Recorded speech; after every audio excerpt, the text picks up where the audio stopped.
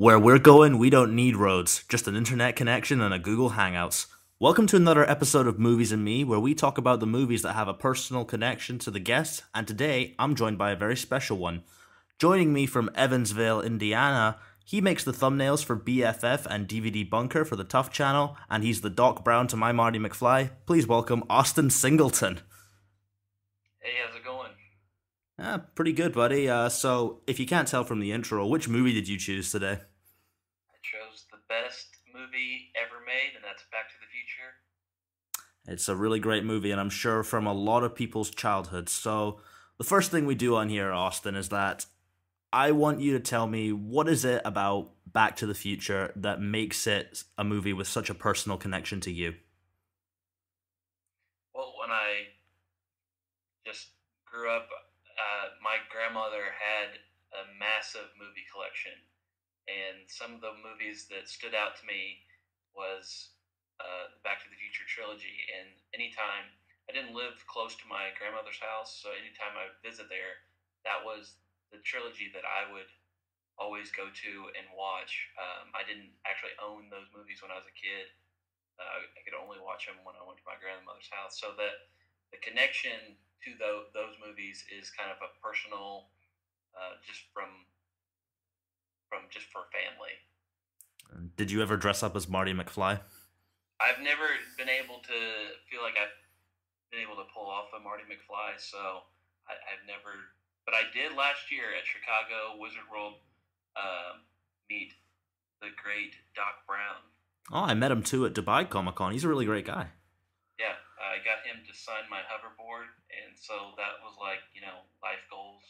Oh, that's the dream right there, getting Doc Brown to sign your hoverboard. It's better. Well, I suppose it's the best we can get after not having real hoverboards. Right, yeah.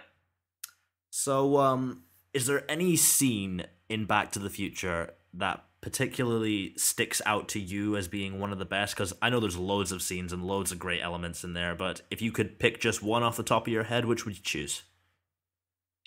Oh, yeah, there's so many, like you said. My favorite moments are the moments with Marty and Doc, that connection that they have. I mean, it's weird, you wouldn't picture these two guys, just a kid in high school and a crazy scientist to be friends and have this relationship with each other, that they actually truly care for each other. And so, I mean, some of my favorite moments is when he goes back and he meets Doc, and he's talking to him, and he's trying to convince him that he's coming back to the future or he came back to the past he came back. He doesn't believe him, and he explains, hey, you've told me this story many times, so told him how he made the flux capacitor, and he ends up believing him. They take him inside. Just the back and forth interaction between Doc Brown and Marty McFly, just testing him, and just that relationship that they have is just a great thing to see. Yeah, it reminds me a lot of the relationships between adults and teenagers in a lot of John Hughes movies, and we got into a debate about this a few weeks ago. Me and another guest, Morgan Robinson, you know him from the Once Upon a Time in America episode, we were looking at the best movies of 1985, and both The Breakfast Club and Back to the Future were on there, and we ended up talking about, can you consider Back to the Future a coming-of-age story? Because I think it's got a lot of the elements in there. The time travel element just makes it fun. Right, yeah. Sure. It creates a sci-fi element that is there, but yes, I mean, it's all kind of coming of age movies. You can definitely put it in that category for sure. And the best thing about a lot of coming of age movies is that they usually have a very standout villain. So let's talk about that guy, Biff Tannen. He is the freaking worst. But he's such he's like such a fun character that you do love it when he's on screen, but whenever he is on screen, you're just like, get out of here, asshole. So where do you stand on Biff Tannen and Thomas F. Wilson's portrayal of him? His portrayal is great, and I love his portrayal in all three of the movies, I think that it really stands, and everybody should take note when they watch the trilogy of just how great he is playing Biff, playing Griff in Back to the Future 2, and then playing Mad Dog in Back to the Future 3. Of just how great that actor is, and the character that he plays. But that's getting to the trilogy, not this whole movie that we're talking about. His character Biff, it's something else because I mean, well, let's just talk about at the end. I mean, he was going to basically rape Marty's mother. I mean, he was doing all kinds of things in his car, in their car, and it, I mean, made you really think. What would have happened if that scenario wouldn't have taken place exactly like that? Would he have gotten away with that? That's a little scary thing. I mean, it's a scary thought that this guy is capable and willing to do that. And I mean, it's just you can see that he's just absolutely, just like you said, an asshole. One of my favorite scenes in the movie does involve Biff Tannen, but it's when Marty goes back to the past and he's talking with George Mcfly, his dad, and trying to make him like stand up for himself. But then Marty just completely gets in Biff's face and basically tells him what an asshole he is. Then you've got that amazing chase scene down the street and the theme from Alan Silvestri kicks in. That's another thing. I always thought that John Williams composed the music for this, but it turns out it's Alan Silvestri. Yeah, and that scene in particular, man, I think it encompasses the whole movie because it's got this childlike fun and innocence to it, but it feels like another great action scene, and you cheer when Marty completely owns Biff Tannen in this. And for those of you who've seen the movie, you know what scene I'm talking about. Where do you stand on that for where this movie goes, and specifically with Marty's arc? Right. Yeah, and they have so many great scenes. In this movie, like when they're sitting there at the diner, Biff comes in, he says McFly, and they both have that hand behind their head sitting there, and they both turn like it. You can tell that these, George McFly, Marty McFly, father and son, they have the same kind of mannerisms, and kind of sticks up for his, dad, get out of there. And the skateboard scene is one of the funnest scenes that, I mean, they kind of, mirror that in the second one with the hoverboard, but he sees that little girl, grabs that, scooter, and he creates basically the first skateboard, and just absolutely just a fun all around, scene to watch. Yeah, and I'm also quite surprised at how kind of progressive this film is, because there's a point where this character, I believe his name's Goldie, but when Marty goes back to the past, this guy's working at the diner as well, and Marty kind of gives him the idea to run for mayor, and he is currently mayor in the present day, for this movie anyway. And when he says, yeah, I'll run for mayor, and the guy behind him's just like, a colored mayor? Yeah, that's gonna happen. But we know that it does happen. I love that this movie kind of pushed like so progressive views on that, and it just made it more fun. And it shows that with this time machine and this movie, it really gives you the idea that if you put your mind to it, you can do anything. You can even save your parents' relationship. And that's another thing. George McFly, he's a good character, but he's not the brightest or even the politest character, especially when it comes to meeting women. Right. Yeah. Yeah, I mean, he's just an all-around shy guy. That if it wasn't because the original way his parents meet was George gets hit by Lorraine's dad's car, and now that Marty's back, he pushes George out of the way, and so they have the was it the Florence Nightingale? Yeah, the Florence Nightingale effect, where they fall in love with their patients. Right, and so he knows this, and then that's kind of what sets the whole kind of movie and plot really in motion, because he's now intervened so much that his parents will not end up together. He has to do something to get them together, and I love the moment where they set up the plan for him to punch out Marty in the car, and tells George to say, "Hey, you, get your damn hands off her." And George, he's such a sweet guy that he doesn't even want to curse. And he's like, "Do I really have to swear?" I just love that. I love that and Marty, he's like, "Yes, damn it, George, swear." And I love that moment where it's just like you're telling your dad that it's okay to swear. I love that.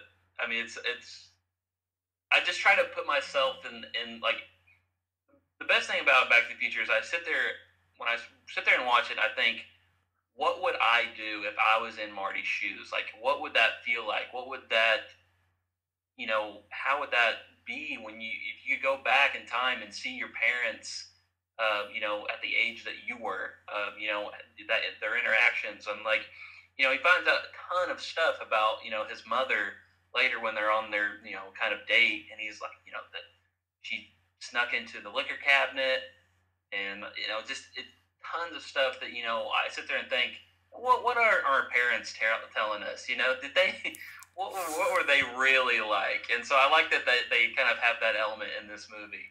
Yeah, all those little white lies that I'm sure a lot of your parents told you. Right. Yeah, and that's one of the things that got to me as well, because in the beginning of this movie, we see Marty's a pretty happy guy, but he's not fully satisfied with his situation. But when he goes back to the past, I thought this to myself a while ago. If he hadn't intervened with the whole George Mcfly thing and he just stayed in the past, do you think he would have been happier there? Because he does a lot of really cool stuff from his time that gets him like popular here. And I have a feeling if he hadn't intervened with the George McFly meeting his mom thing, this could have been an entirely different movie. Oh, definitely. And that's the thing with just time travel movies where he was a man out of time, and he was taking that almost to his to the best of his ability. He was like that little girl. I go back to the skateboard scene, and she's riding this wooden old rickety scooter looking thing, and he's like, well, that's just a skateboard with some handlebars. Takes it off, and he does that amazing. Skateboarding. No one knows what skateboarding is right there. They're all just like, look at this guy. He's freaking cool. And he's definitely he became kind of a popular and happy guy in the past. Yeah. Yeah, there's so much wonder and stuff with this film. Like, at the time, we gotta remember, this kind of thing wasn't done before. Of course you had stuff like H.G. Wells' The Time Machine, but no one ever decided to combine the John Hughes style story with a time travel thing, and as a result, we get to witness, as an audience, witnessing these kind of things for the first time and thinking, what would we do in these situations? And it's I call it the Jurassic Park effect. Like, when that scene in Jurassic Park where they first see the dinosaurs and they're just like amazed by everything. That's like what you're describing with the whole skateboard stuff. Like, does Marty McFly unironically inspire Tony Hawk or Rodney Mullen? And a lot of these right. things are very fun to talk about. Well, and that's even later in the movie when he's playing Johnny Be Good, and Yes. So did Chuck Berry? Is that the reason why that song exists? In the movies, was it? So you go back to 1955, and he's singing that song, and I believe that Johnny Be Good doesn't come out for another 3 years, and so it's just like, all right, so he was sitting on that Johnny Be Good for 3 years, and that's the thing is when you're saying that he was a good character and just a happy character in 1955 is he's up on stage doing a rock show. And playing the guitar just like he was, wanting to do for his school, at the beginning of the movie. And, he didn't get that opportunity. He was, too loud. But, he got that opportunity in 1955. And then, clearly he went all, a little bit too heavy. And that's when, the entire school is looking at him. Not gonna lie, that happened to me one time when I was performing at a talent show. But it wasn't because I was too loud. It was because I was in grade 10 and my voice broke on stage. It wasn't pretty. But it's the same kind of thing I imagine Marty was feeling. So there's another thing that makes him a relatable character. I mean, he's not like your traditional guy who's like, I hate my life, I'm struggling so much. Like, he seems pretty happy enough, but you do still relate to him because he has all these struggles that you had when you were a teenager. And to And harpen on again, like, that's why the John Hughes theme works so well with his movies, so why not add it with time travel? yeah, and the biggest thing you see, and that's the thing is, it's hard to you can appreciate Back to the Future as a whole by just its own movie, and that's what I love about it. But even bigger is the trilogy that has came, that it is. You can appreciate the entire trilogy because you see Marty grow from Back to the Future 1, 2, and all the way to 3. You see him grow as a character, and that's excellent to see. He's just a kid with dreams. He wants to be a musician.